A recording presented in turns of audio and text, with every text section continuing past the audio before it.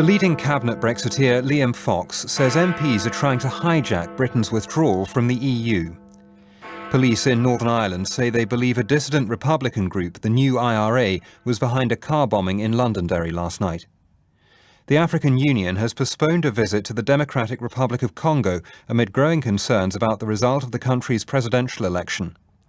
Also tonight, an official complaint from Labour about Diane Abbott's treatment on BBC Question Time.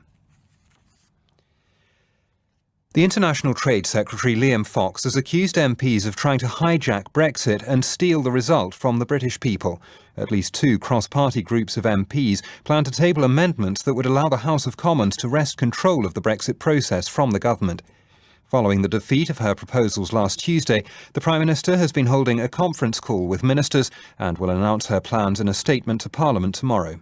Here's our political correspondent, Nick Eardley. With the clock ticking and little sign of an obvious solution to Westminster's Brexit impasse, some are worried about the UK leaving with no deal because time runs out.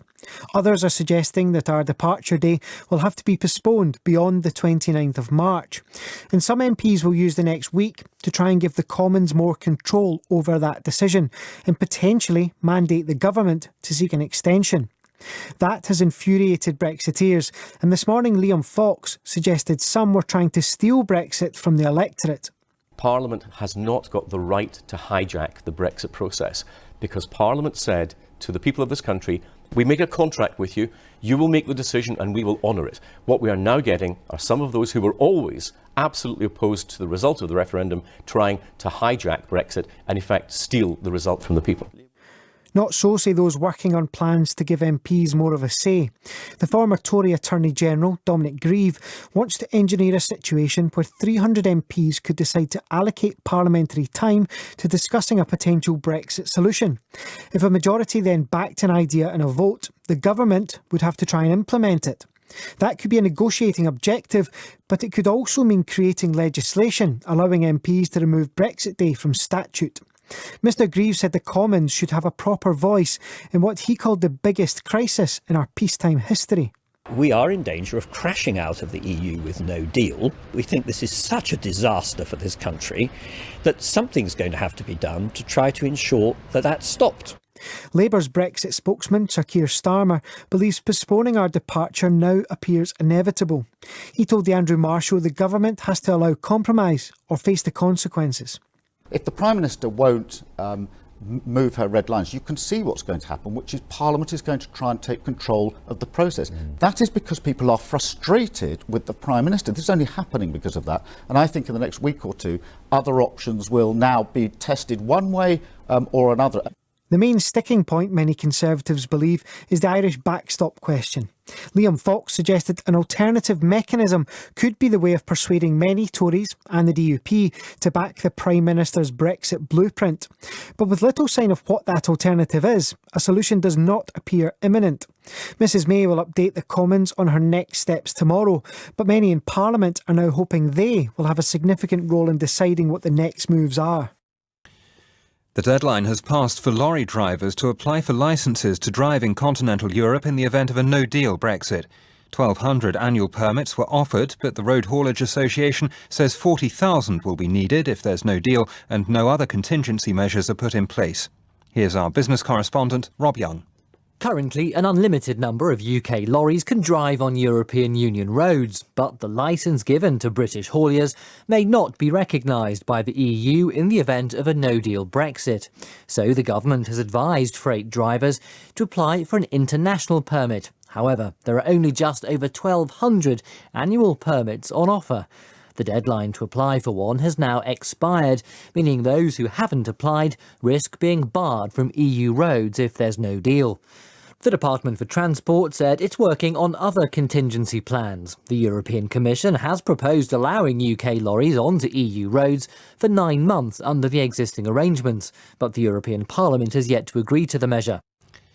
There's been widespread condemnation of a bomb attack in Londonderry last night. A pizza delivery van was hijacked by 2 armed men. A device later exploded inside it, close to a courthouse. No one was injured.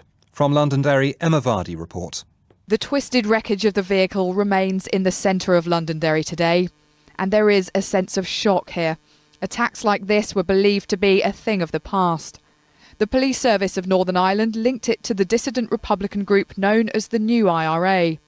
Assistant Chief Constable Mark Hamilton described the attack as unbelievably reckless. Last night in this area we had people socialising, we had people in the hotels, we had a bomb being moved through past people's homes, a highly unstable crude device that could have detonated at any time. A callous act, a deliberate act against the people of Derry. 2 men in their 20s were arrested this morning and remain in custody. Police say a pizza delivery van had been hijacked by 2 armed men in Derry a short time before the explosion.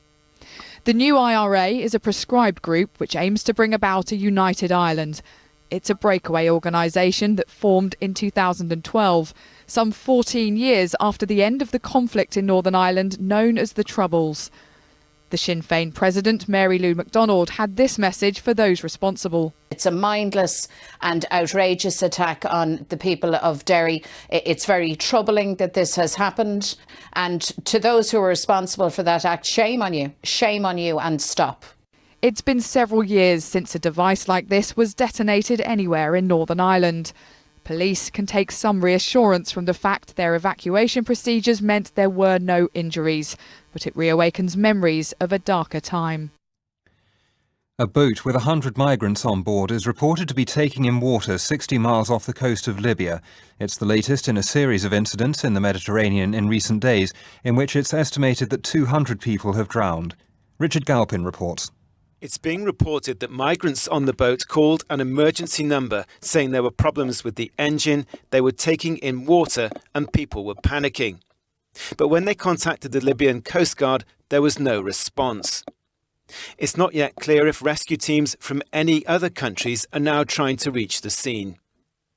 According to the International Organization for Migration, at least 117 migrants are believed to have drowned on Friday after setting sail from Libya bound for Italy.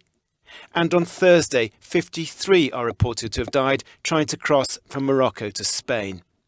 The number of rescue boats in the Mediterranean has decreased following a clampdown on charity organisations operating in the area.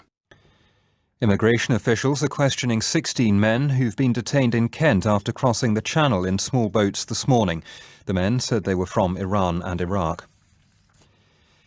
The president of Zimbabwe, Emmerson Mnangagwa, has broken off a foreign tour to return home as criticism grows over the brutal crackdown of protesters in his country. Human rights groups say at least a dozen people have been killed. Our correspondent Andrew Harding reports from Johannesburg. Zimbabwe's president had been planning to attend the Davos summit, a big stage for a leader seeking to reassure the world that his country is now open for business. Instead, Emmerson Mnangagwa is rushing home to deal with a major crisis.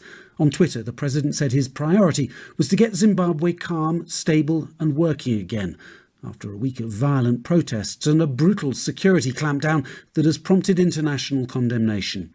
The government insists the protests are being stage managed by terrorists in the opposition and has promised more tough action. But many Zimbabweans insist public anger about economic mismanagement and a sharp increase in the price of petrol has brought people onto the streets.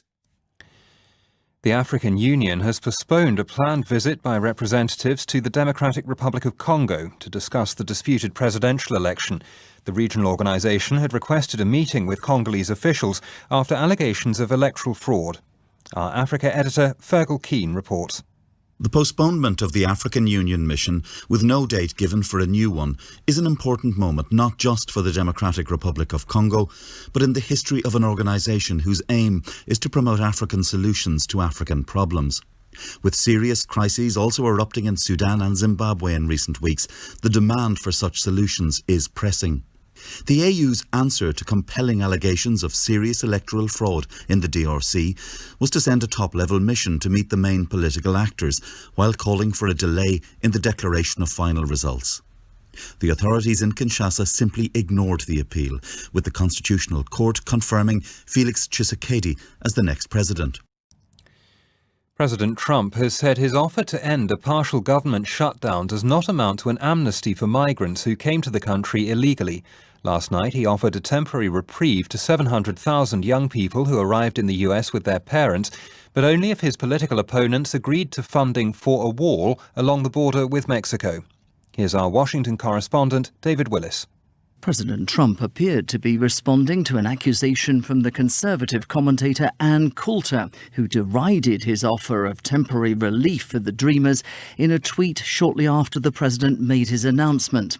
Trump proposes amnesty. "We voted for Trump and got Jeb," she wrote, a reference to the more moderate Jeb Bush, whom Donald Trump defeated in the race for the Republican nomination. A previous claim by Ms. Coulter that the president was caving on a pledge to build a wall along America's southern border is thought to have played a key role in his decision to make funding for the wall a condition of ending the current government shutdown. And this morning, Mr. Trump tweeted, "Amnesty is not a part of my offer." Democrats, too, have dismissed the president's plan. This was Congressman Adam Schiff on CBS's Face the Nation. What this is really about is not border security. What it's about is a broken promise that the president made, an oft-repeated, clearly false song and dance act that Mexico was going to build a great, big, beautiful wall and pay for it. As this budget standoff enters a fifth week, the pain is starting to show. Thousands of government workers attended a food bank in Washington, D.C. Later this week, those same workers and many others will face a second payless payday. The Labour Party has made a formal complaint to the BBC about the treatment of the Shadow Home Secretary Diane Abbott on last week's edition of Question Time.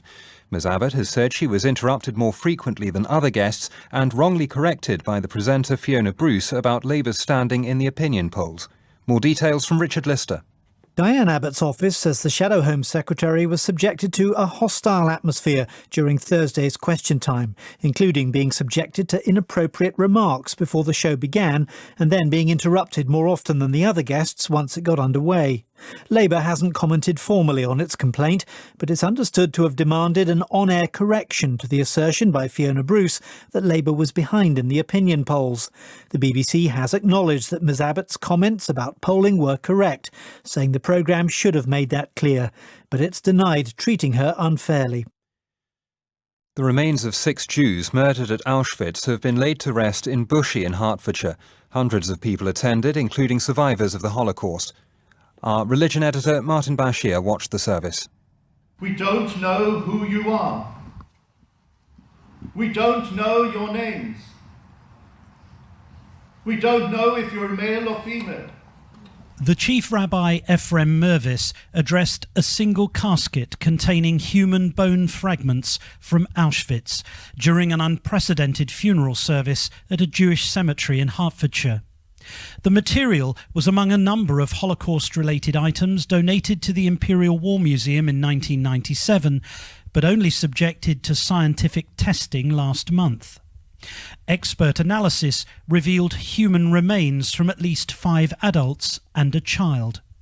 The Chief Rabbi said today's service was to grant these unknown individuals the dignity denied to them in life, and should also act as a warning for future generations. We need a strong reminder such as this to let us know what can result, even within a democratic society, even amongst a seemingly civilized society, if anti-Semitism, if racism, if xenophobia go unchecked. As the coffin was lowered into the ground, the Chief Rabbi, quoting the prophet Isaiah, said that these unknown victims would now have an everlasting name in the presence of God himself.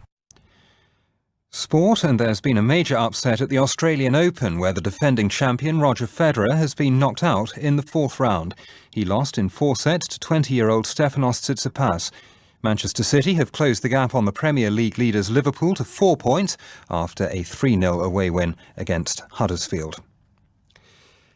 A Japanese man believed to have been the world's oldest has died at the age of 113. Masazo Nonaka was born in July 1905, just months before Albert Einstein published his theory of special relativity. He ran a hot spring resort in his hometown of Ashiro and is said to have enjoyed watching sumo wrestling on television and eating sweets in his retirement. The headlines again. The leading cabinet Brexiteer Liam Fox says MPs are trying to hijack Britain's withdrawal from the EU. Police in Northern Ireland say they believe a dissident Republican group, the New IRA, was behind a car bombing in Londonderry last night. The African Union has postponed a visit to the Democratic Republic of Congo amid growing concerns about the result of the country's presidential election. BBC News.